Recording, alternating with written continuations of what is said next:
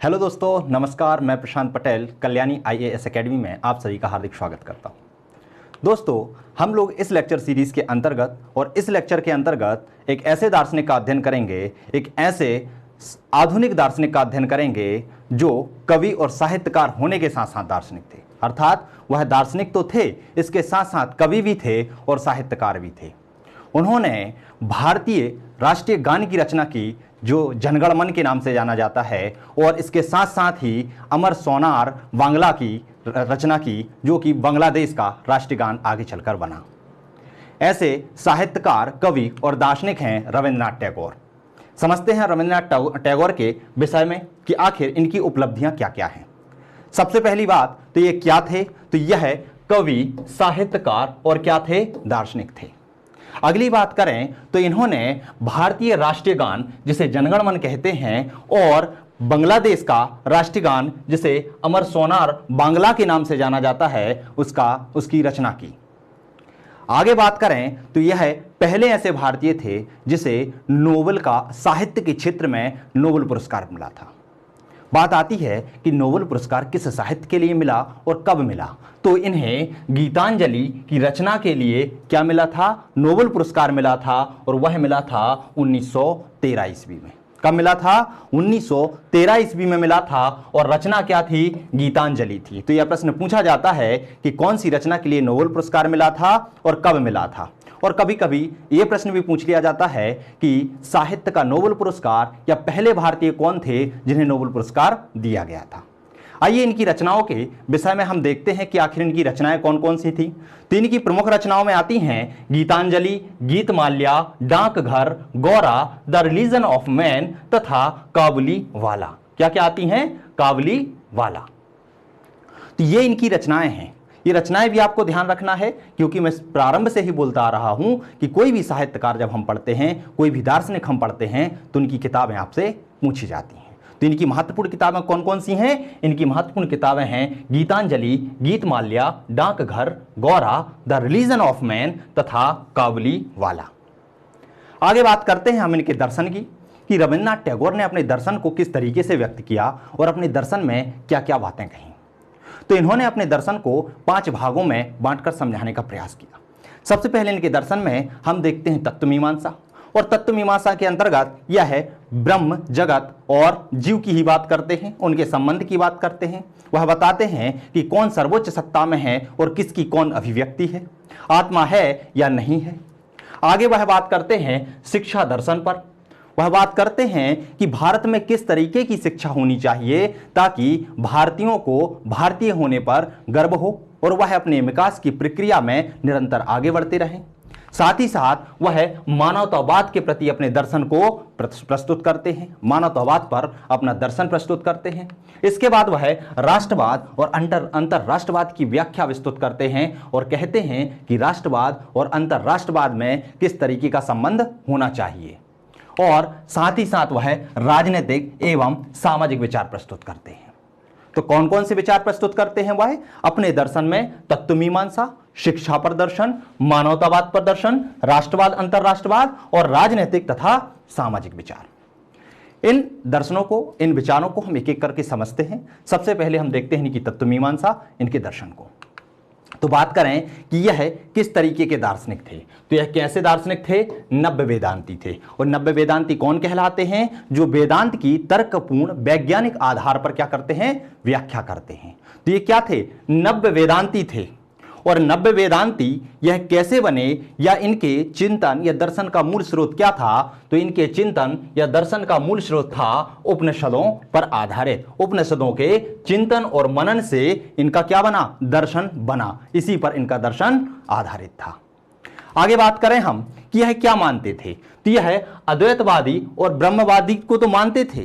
ये अद्वैतवादी और ब्रह्मवादी तो थे ही साथ वह सर्वोच्च सत्ता को व्यक्तित्व प्रदान करते थे। वो कहते थे कि ये जो ब्रह्म है, जो ब्रह्मांड है, जो जगत है, जो जीव है, इनके ऊपर एक सत्ता जरूर है जिसे ब्रह्म कहा जाता है, जो इनका निर्माण करता है। हर इंसान के अंदर ही उसका अस्तित्व है और ये जो जगत है उसकी अभिव्यक्ति क्या है, ईश्वर है। अर्थात ईश्वर की अभिव्यक्ति ही जगत है। तो वो क्या कहते हैं, अद्वैतवाद को मानते हैं, ब्रह्मवादी भी थे, इसके साथ ही साथ वह सर्वोच्च सत्ता को भी व्यक्तित्व प्रदान करते हैं।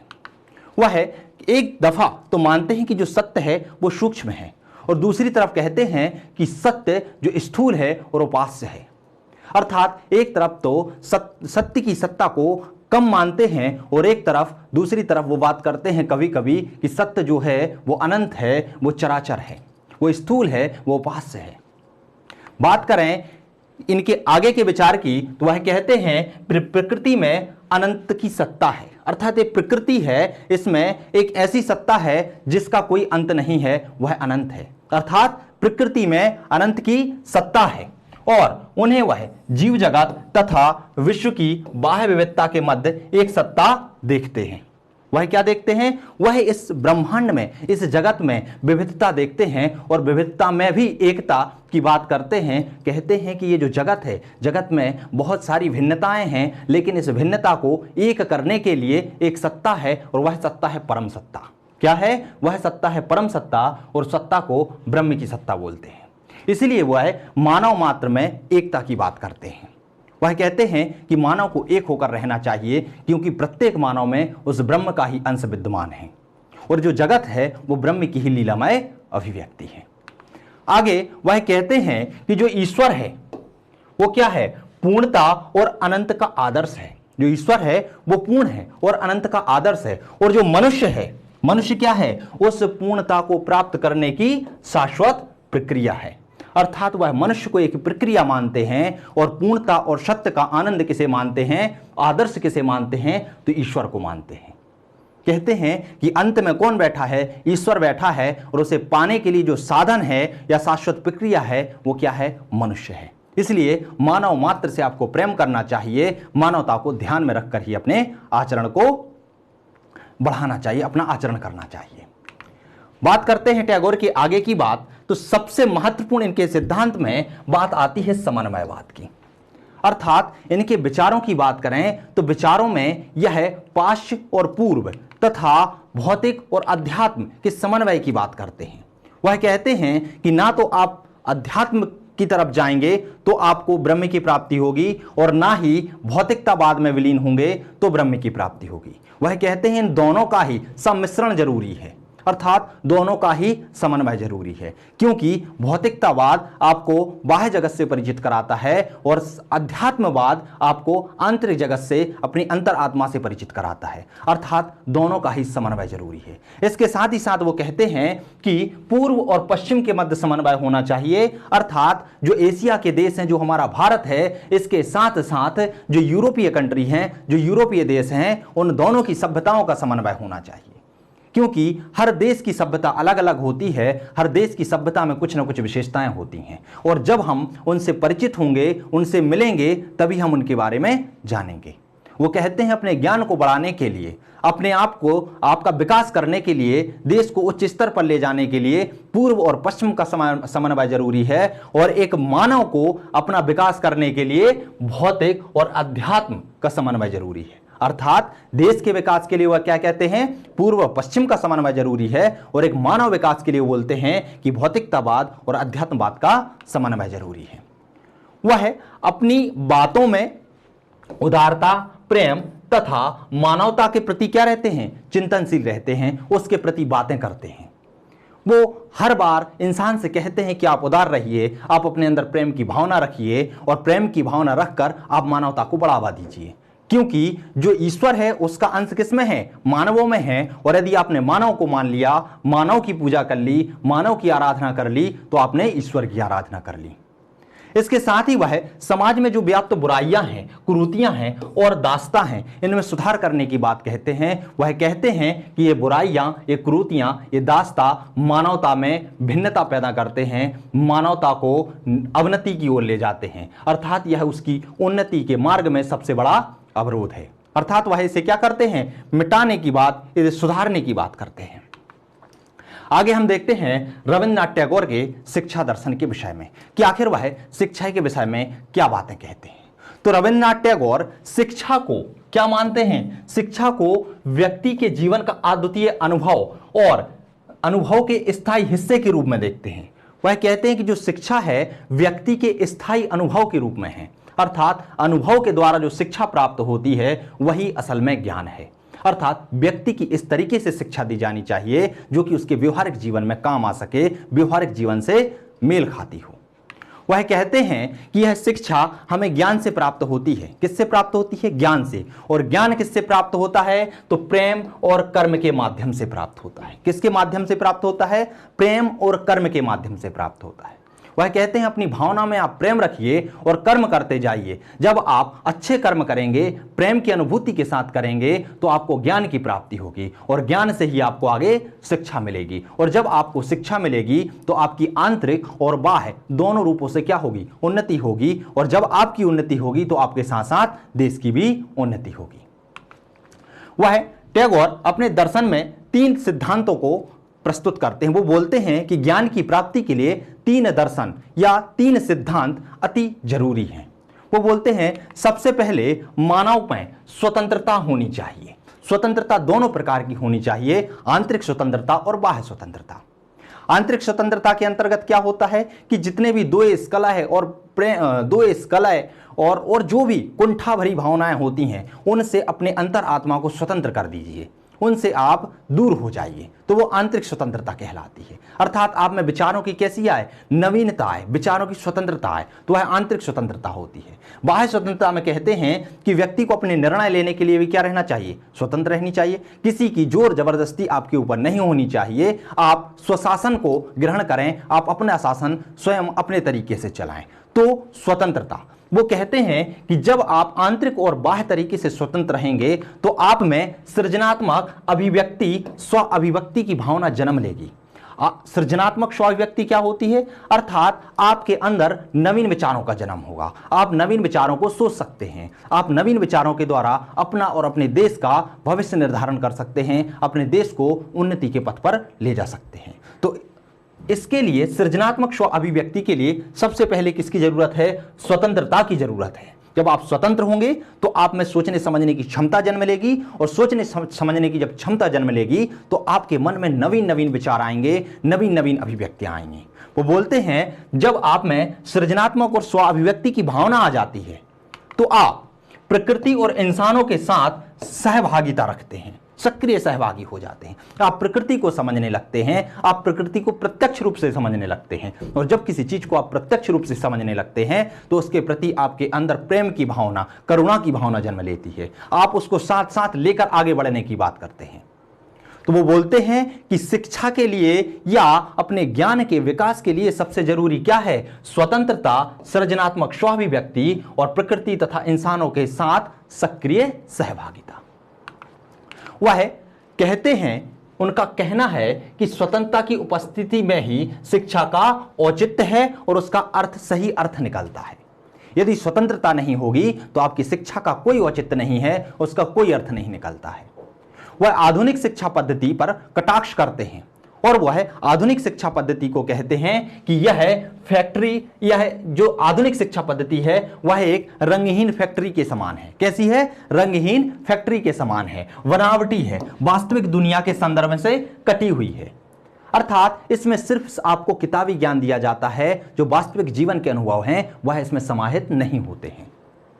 वह कहते हैं जो आधुनिक शिक्षा पद्धति है वह मानो ऐसे प्रतीत होती है कि 4 दीवारी के अंदर कोई मृत व्यक्ति की जो पुतलियां हैं, आंखों की पुतलियां हैं, वो बाहर की ओर टकटकी लगाकर देखती हैं और जैसा प्रतीत होता है वैसे ही आधुनिक शिक्षा पद्धति प्रतीत होती है। तो वो कटाक्ष करते हुए क्या कह रहे हैं कि आधुनिक शिक्षा पद्धति इस तरीके से प्रतीत होती है जिस तरीके से 4 दीवारियों के अंदर मृत व्यक्ति की आंखों की पुतलियां बाहर की ओर टकटकी लगाकर देखती रहती हैं, वैसे ही हमारी आधुनिक शिक्षा पद्धति है। अर्थात जो वास्तविक जगत है वो अलग है और जो आप देख रहे हो वो अलग है, क्योंकि आप सिर्फ दूर से उसका अनुभव कर रहे हो, आपको उसका व्यवहारिक जीवन का नॉलेज नहीं है, व्यवहारिक जीवन का अनुभव नहीं है। वो बोलते हैं कि इस आधुनिक शिक्षा पद्धति में सुधार होना चाहिए और सुधार के लिए वह गुरुकुल शिक्षा पद्धति को अपनाने की बात करते हैं। वह कहते हैं हमारी शिक्षा पद्धति जो है वह रुचिकर और आनंददायक होना चाहिए, अर्थात हमारे ऐसे विषयों का अध्ययन कराना चाहिए जो बहुत ही रुचिकर हों और आनंददायक हों। यदि वह रुचिकर और आनंददायक होंगे तो बच्चों की रुचि उसको पढ़ने में, उसको समझने में बहुत ज़्यादा लगेगी, और जब रुचि बढ़ेगी तो वह उसको आत्मसात भी उतने ही जल्दी करेंगे। इसके लिए वह बोलते हैं कि जो प्राचीन समय में शिक्षा दी जाती थी, जो गुरुकुल शिक्षा पद्धति थी, वो सर्वोच्च थी, वो सबसे सही थी।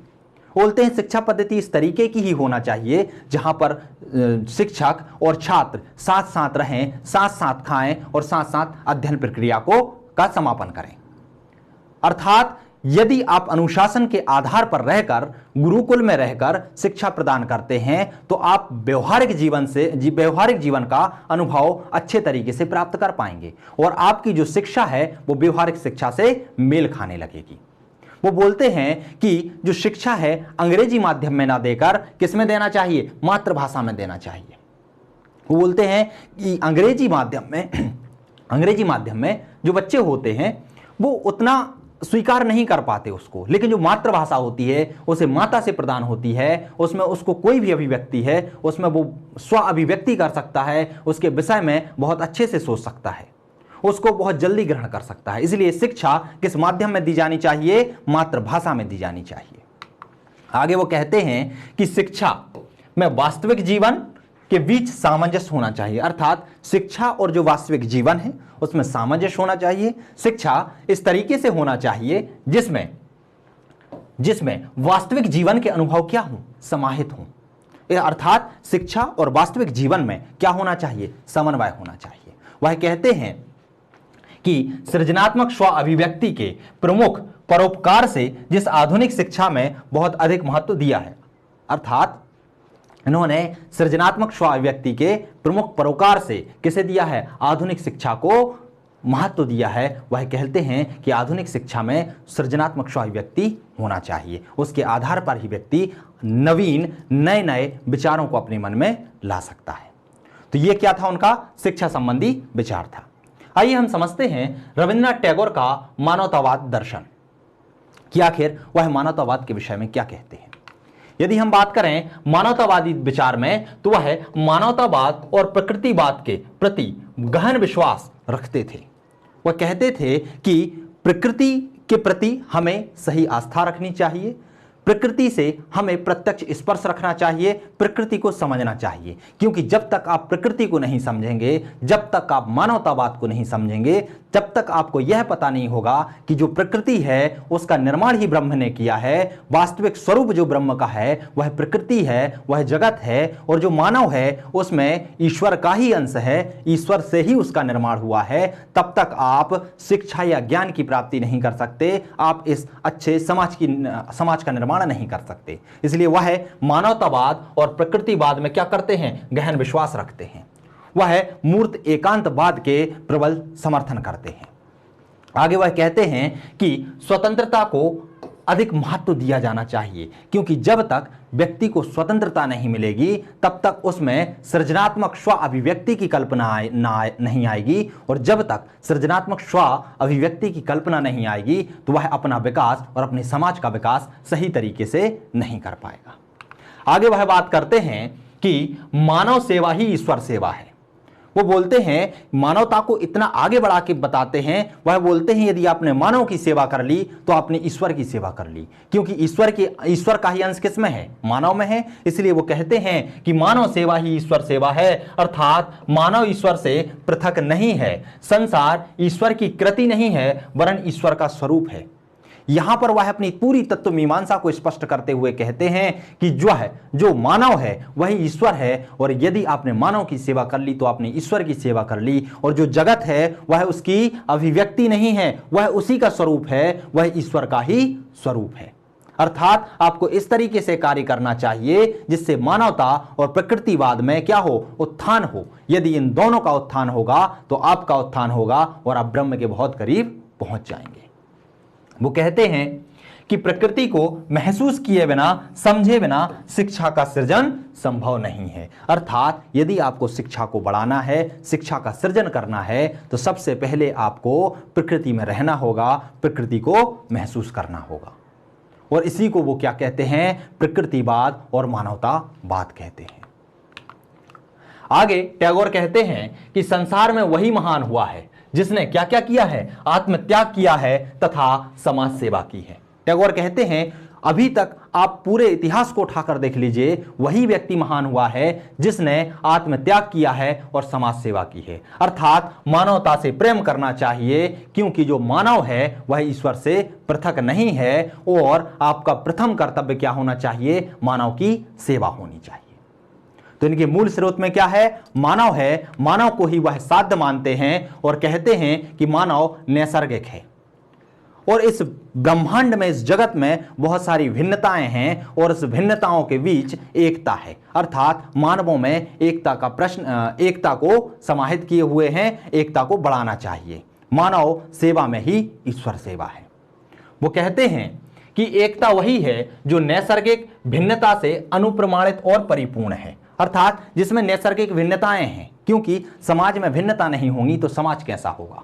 तो बोलते हैं एकता वही है जिसमें नैसर्गिक भिन्नताएं हैं, अनुप्रमाणित और परिपूर्ण है इन भिन्नताओं से। और बोलते हैं कि इसमें, इस दृष्टिकोण में मानव जाति के पूर्ण विकास के लिए सामाजिक, सांस्कृतिक और धार्मिक भिन्नताएं आवश्यक हैं। वो बोलते हैं एकता में अनेकता की बात। वो कहते हैं कि यदि समाज में भिन्नताएं नहीं होंगी, सांस्कृतिक, सामाजिक, आर्थिक, राजनीतिक, यदि भिन्नताएं नहीं होंगी तो समाज कैसा होगा। लेकिन इन भिन्नताओं के साथ ही हमें एकता का सूत्र भी पढ़ना होगा और समाज को एकता के सूत्र में बांध कर रखना होगा। तो वह एकता में क्या कहते हैं? एकता की परिभाषा बताते हैं कि एकता क्या है। एकता में भिन्नता तो है, लेकिन भिन्नता में भी क्या है? एकता है। आगे बात करते हैं तो वह कहते हैं कि मानव ही साध्य है।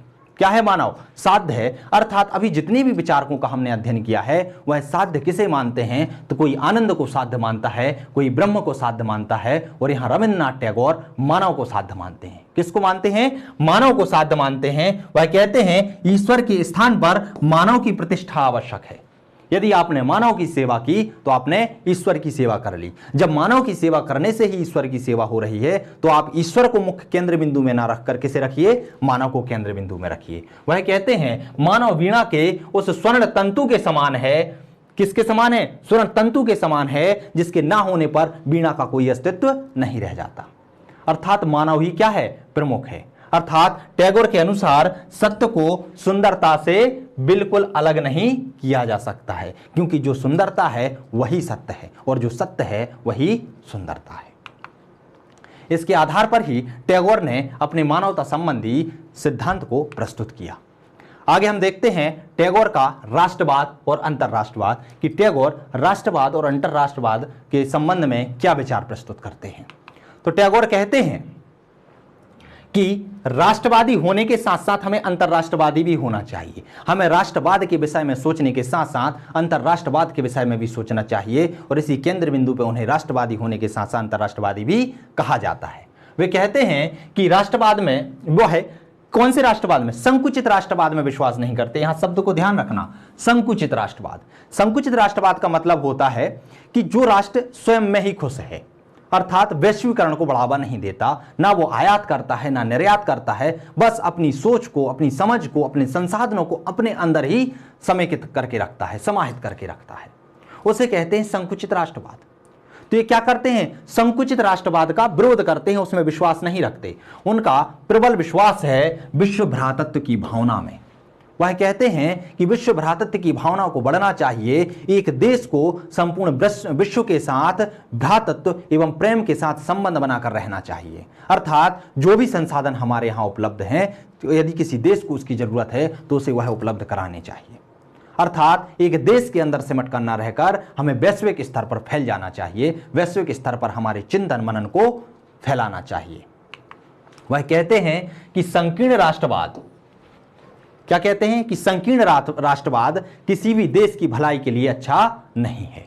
उनका मानना था कि यह मानव के प्राकृतिक एवं आध्यात्मिक विकास के लिए क्या करते हैं? अवरोध उत्पन्न करते हैं।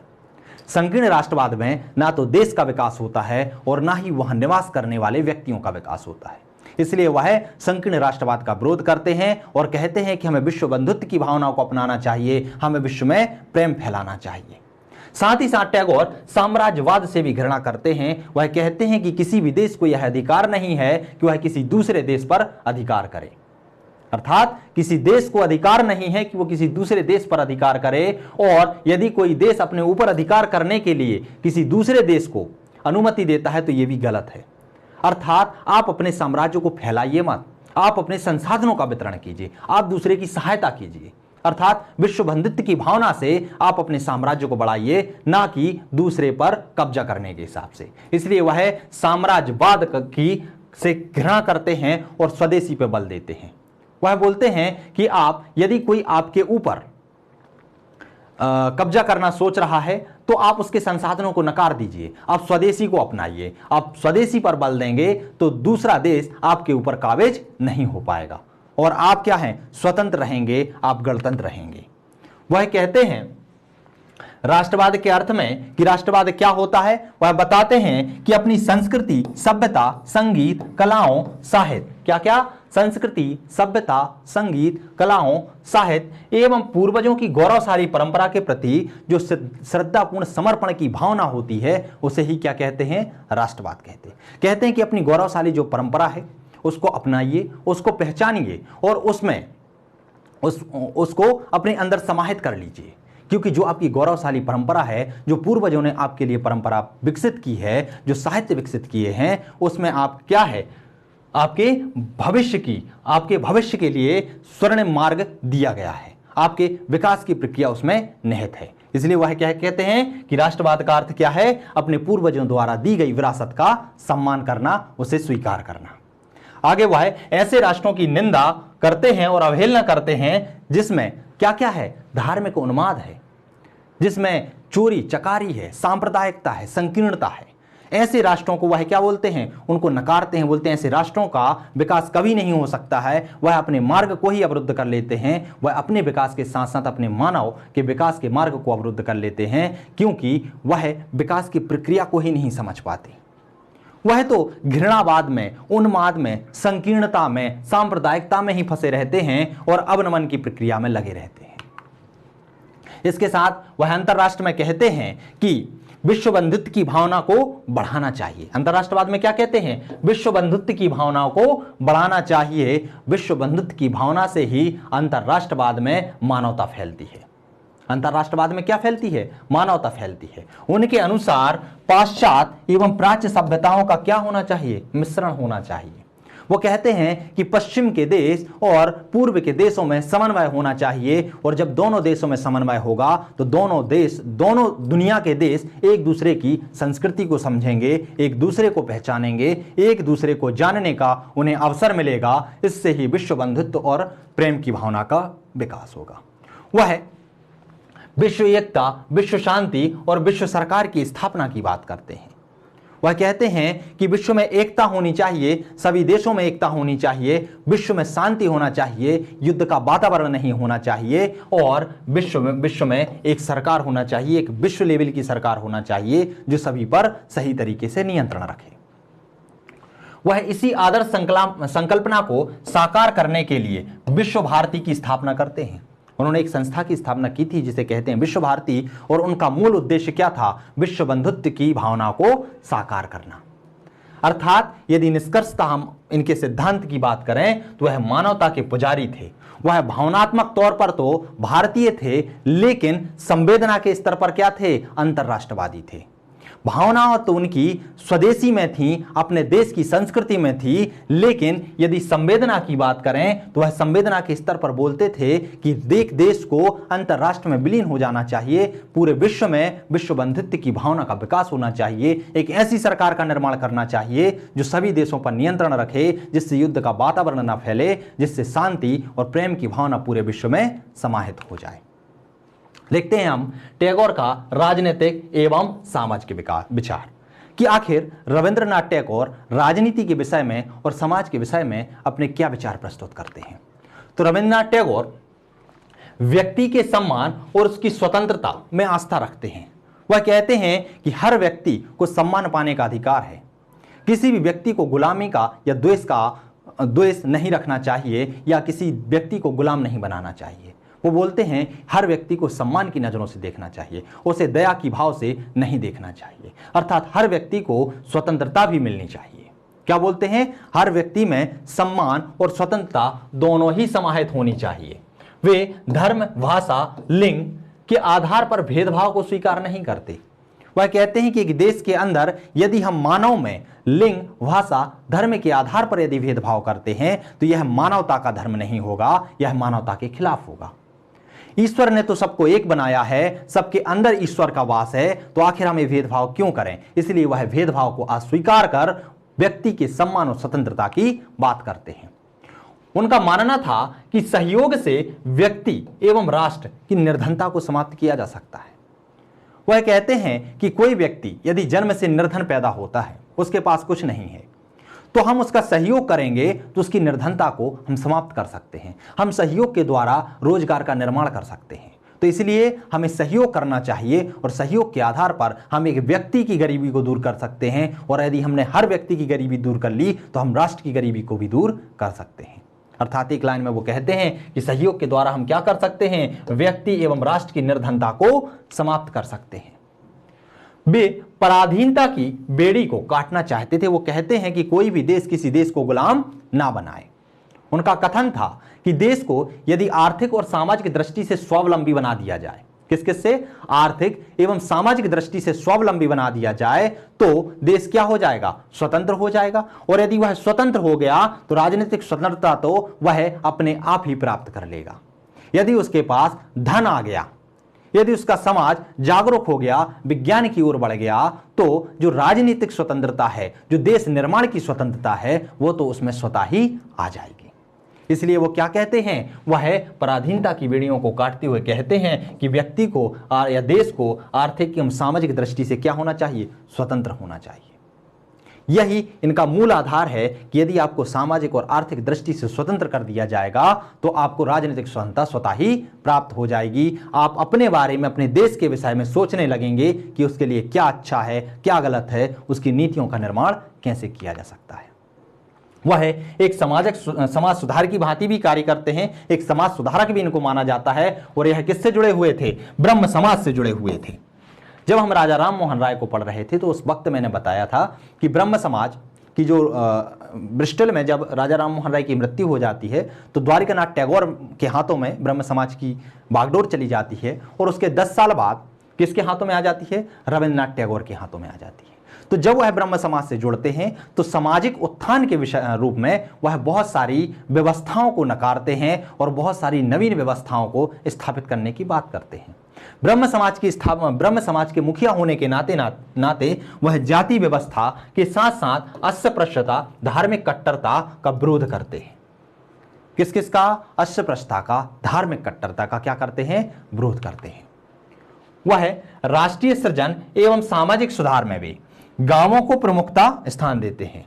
वह कहते हैं कि राष्ट्र के सृजन में सबसे प्रमुख गांव हैं, अर्थात गांव को प्रमुख केंद्र बिंदु में रखना चाहिए। और गांव के विकास के लिए हमें क्या करना चाहिए? सहयोग करना चाहिए। वे कहते हैं कि देश सेवा का महत्वपूर्ण कार्य ग्राम सेवा है। कौन सा सेवा है? ग्राम सेवा है। लेकिन ग्राम सेवा कृपा की दृष्टि से ना कर, अर्थात कृपा की दृष्टि से हमें ग्रामों की सेवा नहीं करनी चाहिए, अपितु सेवा में ग्रामीणों का उचित सम्मान होना चाहिए। अर्थात आप दया के भाव से उनकी सेवा मत कीजिए, उनका सहयोग मत कीजिए, उनको सम्मान पूर्वक उनका सहयोग कीजिए। जब आप गांव का सम्मान करेंगे तो गांव विकास करेंगे, और गांव संपूर्ण देश की मूलभूत इकाई होती है। और जब गांव का विकास होगा तो गांव के साथ साथ देश का भी विकास हो जाएगा। वे गांवों में और शहरों के बीच खाई को समाप्त करना चाहते हैं। वो कहते हैं कि जिस तरीके से गांव का विकास हो रहा है जिस तरीके से शहरों का विकास हो रहा है उसी तरीके से गांव का भी विकास होना चाहिए। जो सुख सुविधाएं हमें शहरों में प्राप्त होती हैं, जिस तरीके से शहरों में शिक्षा का विकास होता है, समाज का विकास होता है, समाज में आर्थिक विषमता समाप्त होती है, वहाँ पर जाति प्रथा जैसी कोई चीज़ नहीं होती है, उसी तरीके से गाँव का भी विकास होना चाहिए और वहाँ पर भी ये सब चीज़ें उपलब्ध होनी चाहिए। इसके साथ ही रविन्द्रनाथ टैगोर का दर्शन समाप्त होता है। हमने रविन्द्रनाथ टैगोर की 5 क्षेत्रों के विषय में अध्ययन किया, उनकी हमने तत्व मीमांसा को समझने का प्रयास किया, उनके शिक्षा के दर्शन को समझने का प्रयास किया, साथ ही साथ उनके राजनीतिक और मानवता संबंधी सिद्धांत को भी समझने का प्रयास किया। आई होप आप लोगों को ये वीडियो समझ में आया होगा। प्रश्न कैसे बनते हैं मैं हर वीडियो के आखिरी में बताता हूं, इस बार भी आपको बता देता हूं। 3 नंबर के प्रश्न में आपसे कोई भी रचना पूछ ली जाएगी कि रविन्द्रनाथ टैगोर के कोई किताब का नाम लिखिए, या ये पूछ लेंगे कि इनको नोबेल का साहित्य का नोबेल पुरस्कार कब मिला या किस क्षेत्र में मिला, या पहले भारतीय कौन थे जिन्हें साहित्य का नोबेल पुरस्कार मिला और कब मिला, तो ये प्रश्न यहां से बन जाते हैं। दूसरी बात आ सकती है कि भारत का राष्ट्रीय गान की रचना किसने की, या बांग्लादेश के राष्ट्रीय गान की रचना किसने की, या बांग्लादेश का राष्ट्रीय गान भी आपसे पूछा जा सकता है। ये 3 नंबर के प्रश्न बनते हैं। यदि 5 नंबर और 20 नंबर के प्रश्नों की बात करें तो वहां पर इनका दर्शन बन जाएगा। यदि कोई पर्टिकुलर दर्शन पूछा जाए कि रविन्द्रनाथ टैगोर की तत्व मीमांसा को समझाइए, शिक्षा संबंधी दर्शन को समझाइए, राजनीतिक और धार्मिक संबंध को समझाइए, या फिर उनके मानवता संबंधी दर्शन की बात आ जाए, यदि ये पार्ट वाइज पूछे जाते हैं तो 5 नंबर में पूछे जाएंगे, और यदि पूरा समग्र प्रश्न बनता है तो 20 नंबर में आपसे पूरा इनका दर्शन पूछ लिया जाएगा।